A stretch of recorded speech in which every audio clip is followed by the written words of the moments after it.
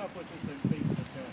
It was as tough as they come. I mean, it's been a long haul over the last 2 years, so it's thousands of pages of documents, a lot of evidence, you guys said through all the hearings, there was a lot of motions filed, a lot of hearings that were held. I would say from a defense standpoint, it's about as tough as they come. Talk about having the judge decide his fate, not the jury.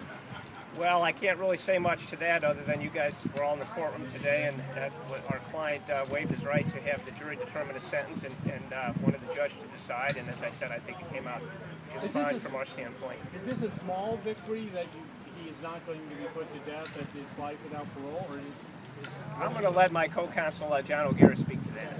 And if you have any other sentencing issues, there aren't any small victories here. All there is tragedy here. You mentioned, can I ask you, sir, about why have the judge decide? What was the thought behind that? Why do you think Chris Coleman asked you guys to do that? That was his specific request.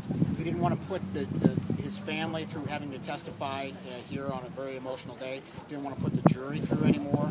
Didn't want to put anybody through anymore. Figured that with the status of the law being what it is right now, with what the governor has indicated and what the legislature's done, that it all seemed to be a lot of effort at this stage that would have just done more harm.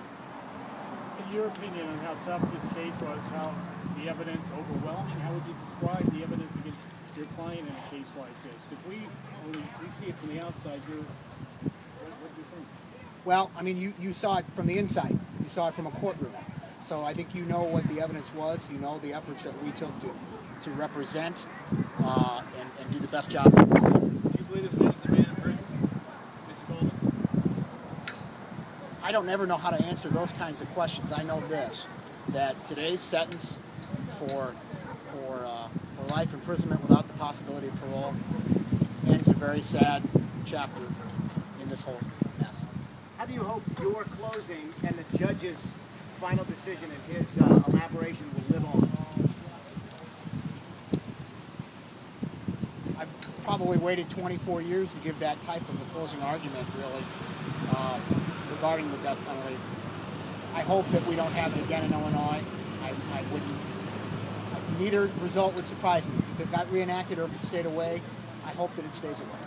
Lastly, Gary, is that the speech, the closing statement you had prepared for the jury that you ended up giving the judge, or did you alter it? Altered, because those portions were for the jury.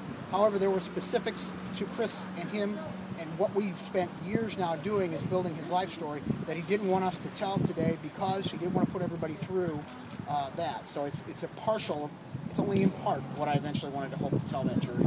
You've been talking to Mr. Coleman. We haven't had a chance.